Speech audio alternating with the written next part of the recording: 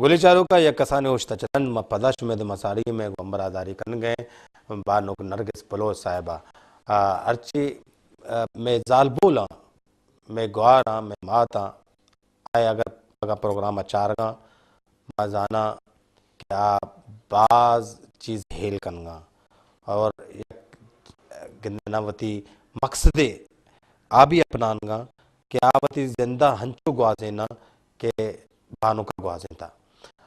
بات ہو رہی تھی ہمارے گمنام سپاہی کے موضوع پر جو آپ نے جو ہے نا وہ کالم لکھے اس عنوان سے، تو ان کا آپ ذکر کر رہی تھی، تو بات کا سلسلہ وہیں سے شروع کرتے ہیں. لیاری کے گمنام سپاہی اس عنوان سے میں نے ایک سلسلہ شروع کیا تھا لکھنے کا، اور انتخاب میں اس کی باقاعدہ اشاعت ہوتی رہی. اس میں جن شخصیات کو میں نے لیا تھا وہ مختلف شعبہ زندگی سے تعلق رکھتے تھے، اور جیسے کہ لیاری کا آپ کو پتہ ہے کہ لیاری علم و دانش کا گڑھ تھا، لیاری سیاست کا گڑھ تھا، لیاری اپنے فٹ بالروں کے حوالے سے، اسپورٹس کے حوالے سے، باکسرز کے حوالے سے لیاری جیسا میں اس کے ٹیلنٹ، اس کا یہ ٹیلنٹ آپ نظر انداز نہیں کر سکتے. جہاں فٹ بال کی بات آئے کراچی میں، پاکستان میں لیاری نظر انداز ہو گیا مگر ہوا نہیں جانا چاہیے تھا. تو ہمارا باکسنگ کا یہیں سے سٹارٹ ہوا، فٹ بالر یہیں سے اٹھے. اب بھی آپ دیکھیں تو مختلف جگہوں پہ جو کوچ ہیں وہ ہمارے بلوچ ہیں. یہ اور بات ہے کہ وہ پس سے پردہ ہیں، آگے دوسرے نکل جاتے ہیں. مگر تو میں نے لیاری کے گمنام سپاہی میں سیاست میں اپنے لالا لال بشرن، یوسف نتکنتی، میر تالپور صاحب، اس طرح کے مختلف شخصیات کو لیا تھا. دانش میں دانش اور صحافت اور مختلف علم و ادب کے حوالے سے جو لوگ تھے اس میں میں نے نادر شاہ عادل اور لطیف بلوچ اور نون میم دانش، ان طرح کے اور دوسری شخصیات کا احاطہ کیا تھا، ان کی پوری حالات زندگی، کن کن حالات میں انہوں نے کیسے کیسے.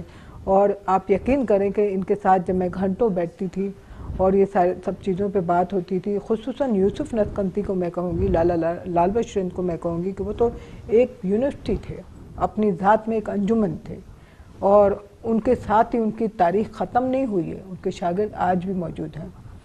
ہم جیسے لوگوں نے اپنے اندر جو نمو پائی، جلا پائی، وہ ان جیسے لوگوں کے ساتھ پائی.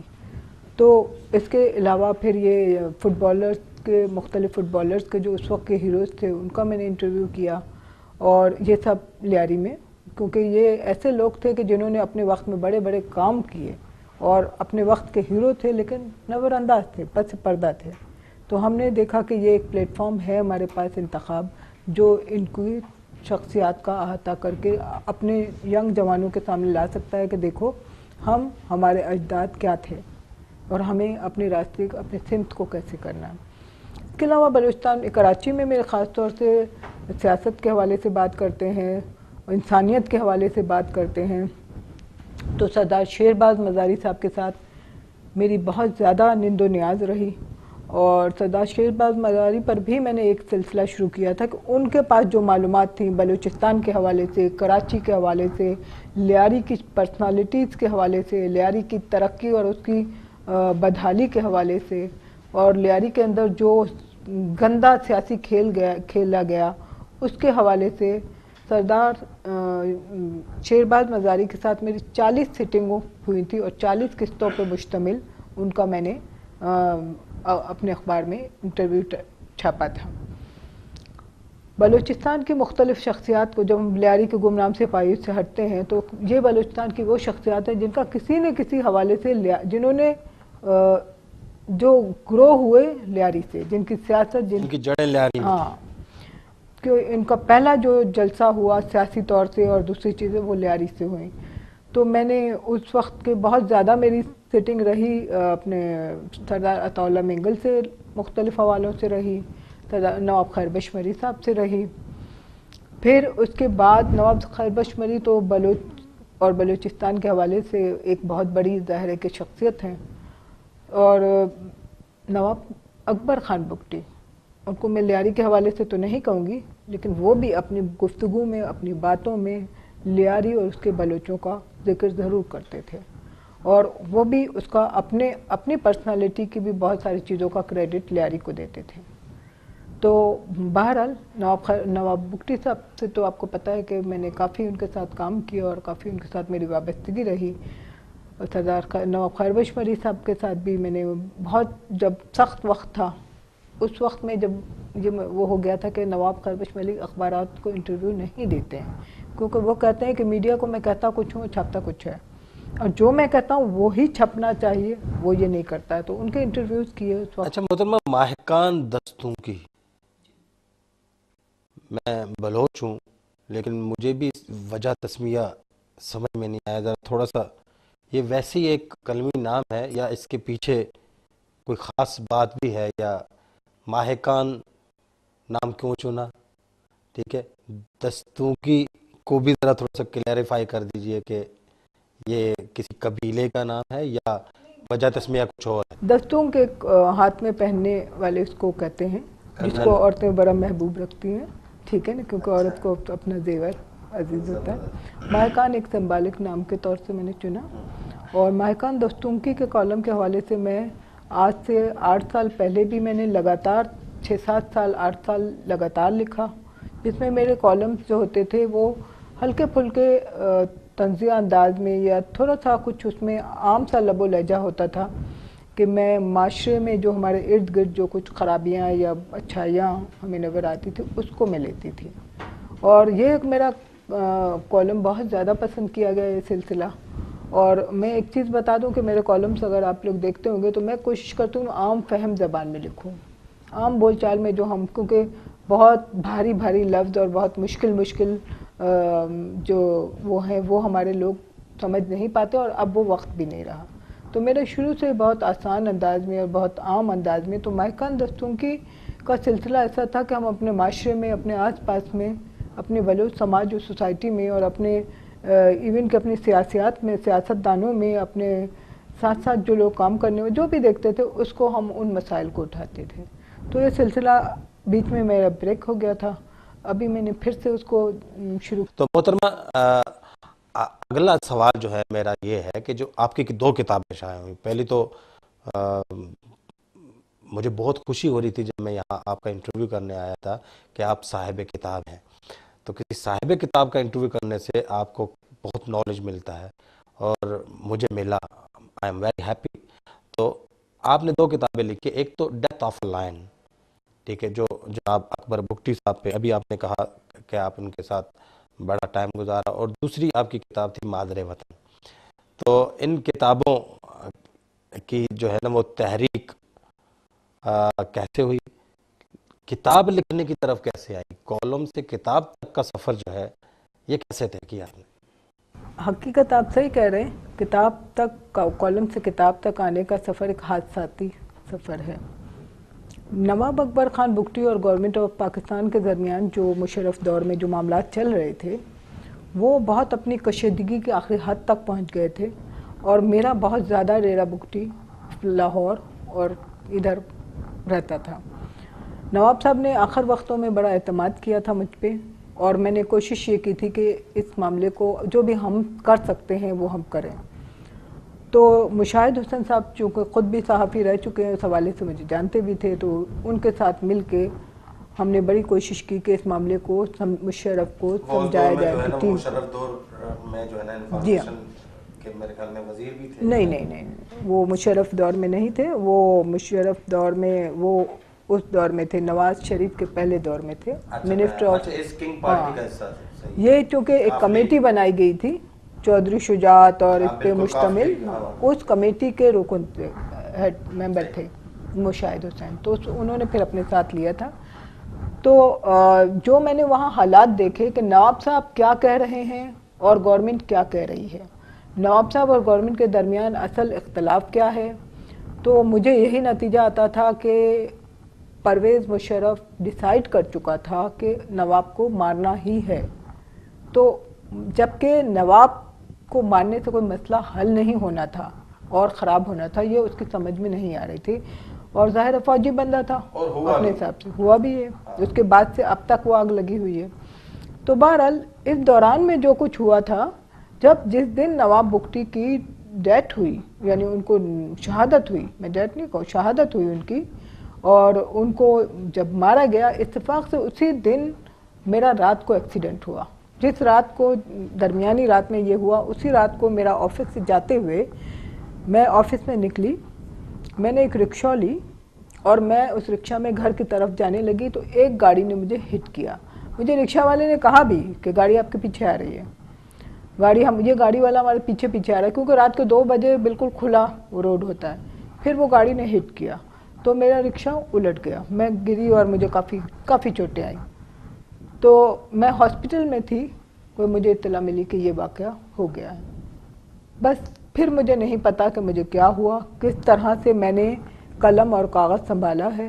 میں لکھتی جاتی تھی اس آفس میں بیٹھ کے اور کمپوز کرتا جاتا تھا اور پروف کرتا جاتا تھا. اس طرح سے کتاب تیار ہوئی جس میں میں نے یہ لکھا کہ بٹوین نواب بگٹی اور گورنمنٹ آف پاکستان اور بٹوین مشرف اینڈ نواب بگٹی کیا کیا معاملات تھے اور کیا غلط فہمیاں ہوئی اور کیا غلط معاملہ ہوا اور کیا نتیجہ نکلے گا.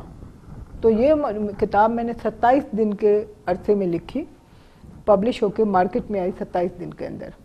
اور میں نے فرسٹ 10,000 کتابیں چھاپی تھیں کیونکہ میں زیادہ افورڈ نہیں کر سکتی تھی. تو 10,000 کتابیں میرے پاس بمشکل 1 آدھ کتاب اپنے لیے باقی رہی. تو یہ وہ حقائق تھے جو اس میں لائے گئے. بڑا ضروری ہوتا ہے, کسی نے کہا کہ کچھ لکھنے کے لیے کوئی حادثے کا ہونا, بالکل کسی واردات کا ہونا. وہ واردات جو ہے وہ قلبی بھی ہو سکتی ہے, ذہنی بھی ہو سکتی ہے, اور وہ واردات خارجی بھی ہو سکتی ہے. تو محترمہ کی جو ہے نا دونوں کتابیں مجھے لگتا ہے 27 دن کے اندر کسی کتاب کو مکمل لکھ دینا, اور اس کی وجہ یہ رہی کہ ان کا جو ہے نا وہ بڑا ان کے ساتھ ایک روحانی رشتہ ہو گیا تھا, اور پھر ایک کردار ادا کر رہی تھی, پازیٹیو کردار ادا کر رہی تھی, مثبت کردار ادا کر رہی تھی. تو وہ کردار جو ہے اس کو بیچ ہی میں کہیں روک دیا گیا. خیر آگے ہم چلتے ہیں. محترمہ, آپ کے بچوں میں سے کوئی ایسا بچہ ہے جس تک آپ کے جو ہے وہ لکھنے کے یا صحافت کے جراثیم منتقل ہو چکے ہوں؟ یہ بڑا اہم اور بڑا اچھا سوال ہے. میرا خیال ہے کہ سائنس بھی کہتی ہے اور ہم دیکھتے بھی ہیں کہ ماں باپ سے بچے سے کچھ نہ کچھ چیزیں منتقل ہوتی ہیں. تو میرے بچوں میں یہ میرے 3 بچے ایسے تھے. میں بتا دوں کہ میری 5 بیٹیاں اور 1 بیٹا ہے, اور اب ماشاءاللہ سب اعلیٰ تعلیم حاصل کر کے اپنے اپنے نوکریوں پہ اور اپنی اپنی جگہوں پہ ہیں اور ملک سے باہر ہیں تقریباً. تو میری جو بیٹی 1 بیٹی تو میری اس فیلڈ میں میرے باوجود 1000 کوشش کے, کیونکہ میں نے چاہا, ایک میں کلیئر کر دوں, میں نے چاہا کہ میرے بچے پہلے اپنی اعلیٰ تعلیم کمپلیٹ کریں. میرے پاس وہ مواقع نہیں تھے, مجھے کوالٹی آف ایجوکیشن نہیں ملی. میں نے پڑھ تو لیا لیکن وہ میں جانتی ہوں کہ میں نے کیسے پڑھا کہ بچے, فیملی, تعلیم بھی حاصل کرنا ہے, نوکری بھی کرنی ہے. میں نے نوکری بھی کی اس دوران میں کیونکہ وسائل نہیں تھے, حالات ایسے نہیں تھے, تو میں نے نوکری بھی کی. نوکری سے مراد یہ کہ میں نے ٹیچنگ بھی کی, میں نے ایک چھوٹا موٹا بزنس بھی کیا فشریز میں, اور اس فشریز کے بزنس کو دیکھنا, گھر کو دیکھنا, بچوں کو دیکھنا اور پھر اپنا پڑھنا. تو لہٰذا ظاہر ہے کہیں نہ کہیں تو کچھ کمی بیشی رہ جاتی ہے. یہ اور بات ہے کہ میں نے اردو ایڈوانس میں 92 نمبر لیے تھے اور میں سوچتی تھی کہ یہ 8 نمبر سے زبردستی روکے ہیں. ٹھیک ہے نا, جب میں نے اپنا اس کا پریویس کا دیا تھا اپنے ماسٹرز کا, ٹھیک ہے نا, ماسٹرز کے پریویس میں میرا جو رزلٹ تھا وہ اردو ایڈوانس میں یہ تھا. اردو میری مادری زبان نہیں ہے اور اردو سے میرے خاندان کا دور دور تک کا واسطہ نہیں تھا. آج بھی میرے گھر والے بلوچی یا فارسی بولتے ہیں, اردو ہمارے گھروں میں ابھی تک رائج نہیں ہے. بڑوں میں بس باہر نکلتے تو انگریزی اردو ایک زبان ہے. تو میرے بچوں میں میری سب سے بڑی بیٹی جو ہے تانیہ بلوچ کے نام سے, اس نے اپنا, جب وہ شادی ہو گئی اپنے گھر چلی گئی, اس نے بہت مجھے کہا کہ مجھے آنا ہے اس فیلڈ میں, اور میں اس کو روکتی رہی کہ نہیں, پہلے یہ چیز میں دیکھتی تھی کہ آج کے بچیاں جو ہیں وہ ایک سائڈ کو کور کرتے ہیں, دوسرے سائڈ ان سے رہ جاتا ہے. عذرائے مذاق کر رہا ہوں, عذرائے مذاق کی بات کر رہا ہوں. وہ آپ کو کہتی رہی, آپ نے روکے رکھا, شادی ہو گئی, چونکہ آپ بھی شادی کے بعد آئی تھی تو آپ نے کہا تم بھی شادی کے بعد ہی آنا. کہہ سکتے ہیں ٹیلنٹ کو آپ روک نہیں سکتے, ٹیلنٹ اپنا راستہ بناتا ہے. وہ اس کے اندر ٹیلنٹ تھا, اللہ نے دیا تھا, تو اس نے بلوچستان انسائٹ کے نام سے اپنا ایک میگزین نکالا ہے جو انگریزی اور اردو دونوں میں ہے، اور ماشاءاللہ خود نکالتی ہیں؟ جی ہاں، وہ خود نکالتی ہیں. بلوچستان انسائیڈ بلوچستان انسائیڈ کے نام سے وہ ایک میگزین نکالتی ہے، اردو اور انگریزی دونوں میں ہوتا ہے اس کا. میری بیٹی ہنا بلوچ جو اس وقت میشیگن امریکہ میں ہے اور جرمن موٹرز میں HR ڈپارٹمنٹ کی ہیڈ ہے. وہ بچی جب پاکستان میں تھی تو وہ اس کا رجحان انگریزی ادب کی طرف سے تھا، تو وہ اس نے ڈان میں، دی نیوز میں ہنا بلوچ کے نام سے بہت سے آرٹیکلز لکھے، اور پھر اب وہ وہاں پہ جا کے ٹائمز میں وہ لکھا ہے، اس نے نیو یارک ٹائمز میں لکھا ہے. پچھلے دنوں میں ٹی وی دیکھ رہی تھی تو ایک امریکن چینل تھا، اس پہ بھی ہنا کا انٹرویو آ رہا تھا، اور میں حیران تھی کہ میں ایک دیہاتی جنگلی جاہل، ٹھیک ہے نا، ایک بہت ہی کم وسائل رکھنے والی عورت تھی. اللہ کا کرم ہے، یہ اللہ کی مہربانی ہے کہ آج میرے بچے، میں ان کو اس جگہ پہ دیکھ رہی ہوں. میں نہیں سوچ سکتی تھی کہ اللہ تعالیٰ مجھے یہ دے گا. میرا بیٹا علی حسن بلوچ جو ہیں، جب تک کراچی میں تھے سب سے زیادہ جو اس کا خرچہ ہوتا تھا کتابیں خریدنے میں، اور وہ بچہ پڑھنے کا بہت زیادہ شوقین تھا اور اس کے پاس لکھنے کا اتنا مواد ہوتا تھا. مگر میں نے اس کو اور ایک تو یہ تھا کہ وہ بنیادی طور سے آرٹسٹ بھی تھا، گاڈ گفٹڈ بچہ آرٹسٹ تھا. مگر میں نے دیکھا کہ میرا ایک ہی بچہ ہے، اگر یہ آرٹسٹ بن گیا تو پھر کچھ بھی نہیں کر سکے، کیونکہ پاکستان میں آرٹسٹوں کا حال ہم اور آپ سے زیادہ کون بہتر جانتا ہے. لہٰذا اس کو آسٹریلیا بھیج دیا. اس نے وہیں اپنا ماسٹرز کمپلیٹ کیا، گریجویشن کیا، ماسٹرز کمپلیٹ کیا، وہیں ڈیٹا کام کمپنی میں کام کرتا ہے. میرے خواب ہیں آگے بڑھنے کے، تاروں سے آگے چلنے کے، ان خوابوں کو تو پانا ہے، مجھے جینا مرنا آتا ہے، میں عورت آج کے دور کی ہوں، مجھے فیصلہ کرنا آتا ہے. ہٹلر نے کہا تھا کہ تم مجھے پڑھی لکھی مائیں دو، میں تمہیں پڑھی لکھی قوم دوں گا. ایک پڑھی لکھی اور قابل ماں، پڑھے لکھے اور قابل بچے معاشرے کو دیتی ہے. تو ابھی محترمہ نرگس بلوچ صاحبہ نے اپنے بچوں کے بارے میں بتایا کہ کس طرح وہ کامیاب ہیں اور کامیاب و کامران زندگی گزار رہے ہیں. تو میں سمجھتا ہوں ان کی قابلیت میں کے پیچھے ان کی قابلیت ہے، ان کی تعلیم کے پیچھے ان کی تعلیم ہے. آج وہ کامیاب و کامران ہیں، اور آج وہ کامیابی کی جن بلندیوں پر ہیں ان کو بالوں پر دینے والی یہ بہادر ماں ہے. تو ہم اپنی پروگرام کے آخری حصے کی جانب بڑھ رہے ہیں. تو محترمہ، ثقافت کی ترویج کتنی ضروری ہے، اور وش چینل جو 2 مارچ کو ثقافت کا دن مناتا ہے، اس کو کس طرح اس کی پذیرائی کریں گی آپ؟ وش چینل کا یہ بڑا اچھا سلسلہ شروع کیا ثقافت کا. اس سے پہلے میں ثقافت سے پہلے ورث پہ آتی ہوں. جو آپ نے کہا کہ ایک پڑھی لکھی ماں، تو اس میں کوئی شک نہیں ہے کہ ایک پڑھی لکھی ماں ایک پورے معاشرے کو، پورے خاندان کو بدل دیتی ہے. صرف اپنا گھر نہیں بدلتی بلکہ اپنا خاندان اور اپنے ارد گرد کے سماج کو تبدیل کر دیتی ہے. تو الحمدللہ میں جیسے ذکر کر رہی تھی کہ میری ایک بیٹی میوش بلوچ جو ہے، ہنا بلوچ، تو میں نے آپ کو بتایا کہ وہاں پہ میوش بلوچ نے LLB لنڈن سے کیا، LLM George town university DC سے کیا، اور اس وقت وہ نیو یارک بار کا ایگزام دینے کے بعد، DC بار کا ایگزام دینے کے بعد، اس میں کامیاب ہونے کے بعد وہاں پہ ایک ادارہ فنرا میں اپنے فرائض انجام دے رہی ہے. اور میں سمجھتی ہوں کہ اس میں میری کوششیں تو اپنی جگہ پہ تھی، اللہ کی مدد بھی شامل تھی. میں نے نیت کیا، ارادہ کیا، زندگی میں یہی ایک اپنا ایم رکھا کہ نہ بڑی گاڑی میں بیٹھنا ہے، نہ بڑے بنگلوں میں رہنا ہے، نہ زیور سونا پہننا ہے، صرف اپنے بچوں کو اعلیٰ تعلیم دینا ہے. وہ تعلیم جو میں سمجھتی ہوں کہ میں ویسے حاصل نہیں کر پائی، حالات، وقت اور اس کی وجہ سے، وہ تعلیم میں اپنے بچوں کو دوں. تو الحمدللہ تمام بچوں نے اپنی اپنی جگہ پہ تعلیم مکمل کی. اور اب میری کوشش یہ بھی ہوتی ہے، میں یہ بھی کہوں کہ صرف میں میرے گھر تک محدود نہ رہوں، میرے خاندان تک محدود نہ رہوں. میری کوشش یہ ہوتی کہ جس وقت تک میرے کوئی بھی بلوچ بچے کو کہیں بھی تعلیم حوالے سے مشکل آئی، یہ انتخاب کا دفتر ان کے لیے کھلا تھا اور میں ان کے لیے ہمیشہ دستیاب رہی. اور مجھے یہ نہیں کہنے کی ضرورت ہے کہ کس کس کو کہاں کہاں پہ ان کے جہاں جہاں ان کی تعلیمی سلسلے میں رکاوٹ آئی تو میں نے اپنی غریبی تھیلے سے ان کی بھی سپورٹ کی، اور میں چاہوں گی کہ میں چاہتی ہوں کہ میں اس سلسلے کو پراپر طریقے سے اب کروں، اور میں کر رہی ہوں، لیکن میں اس کا پبلسٹی نہیں چاہتی۔ تو یہ سب سے زیادہ ضروری تعلیم، ثقافت کی جو بات کر رہے ہیں، ثقافت کے بغیر تو کوئی قوم مکمل نہیں ہے، اور بلوچ کی تو ہسٹری ہی اس کی ثقافت، اس کا کلچر، اس کی ثقافت ہے، اس کی زبان ہے۔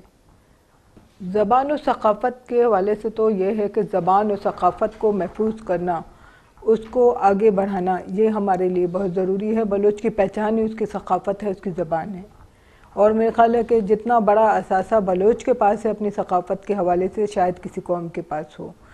تو زبان، کسی قوم سے آپ اس کی زبان لے لیں، زبان سے اس کو دور کر دیں، اس کی ثقافت ختم ہو جائے گی۔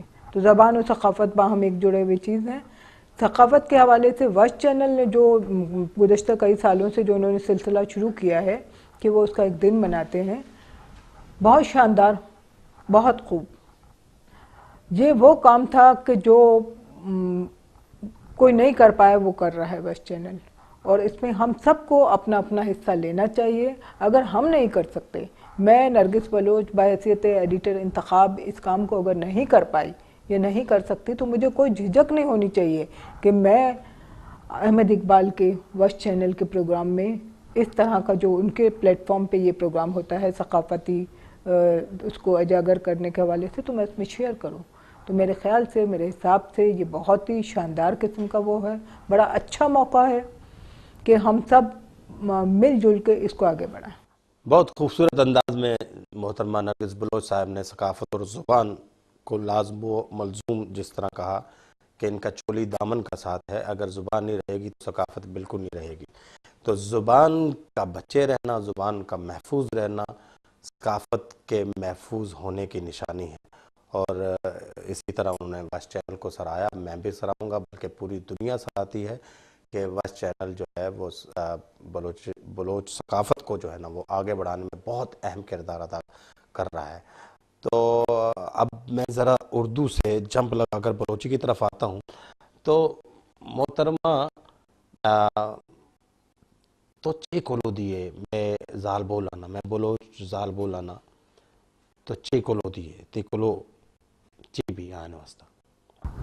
شکریہ وش چینل کہ منا یہ موقع ملت کہ موتی گوہارانی گوما ماسو گوہارانی گوما کولو بدینے درستان سے ساریہ زندگی تو کا جن آدم یہ پسم جی کہ آئی واسطہ زندگی یک چیلنج ہے، اور زندگی تو کا زہاگا نگوشی زالبودہ نگوشی کے وتی واسطہ یک گول زندگی تو کا مقرر پکنے کہ منا ایک کنگی ہیں، منا ایک کارے تو کا اکا حد رو گی ہیں۔ مشکلات چیلنج پہ سمجھے، مشکلات ود دور بیں، شما ہمت کنے مشکلات دور بیں۔